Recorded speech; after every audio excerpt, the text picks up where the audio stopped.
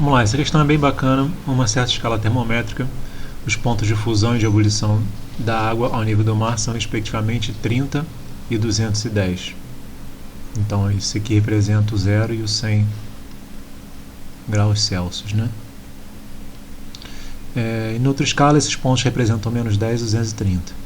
Há uma temperatura que é representada nas duas escalas pelo mesmo número, que é a temperatura X.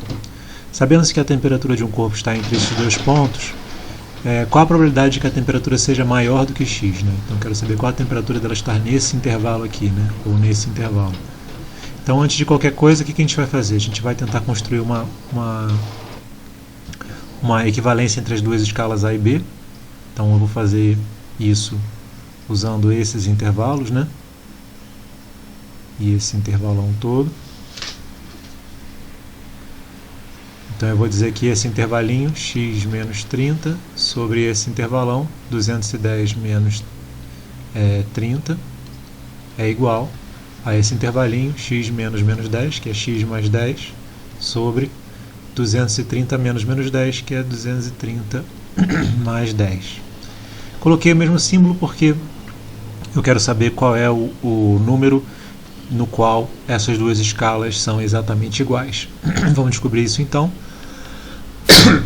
Vamos simplificar essa conta. Vai ficar x menos 30 sobre 180 é igual a x mais 10 sobre 240.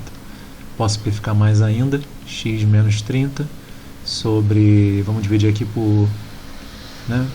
aqui por 3. Então vai dar 6. E aqui por 3.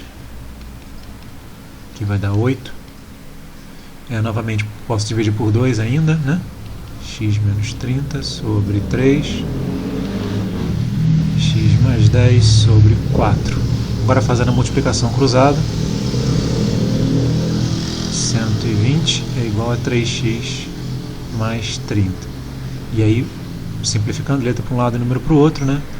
4x menos 3x é igual a 120 mais 30.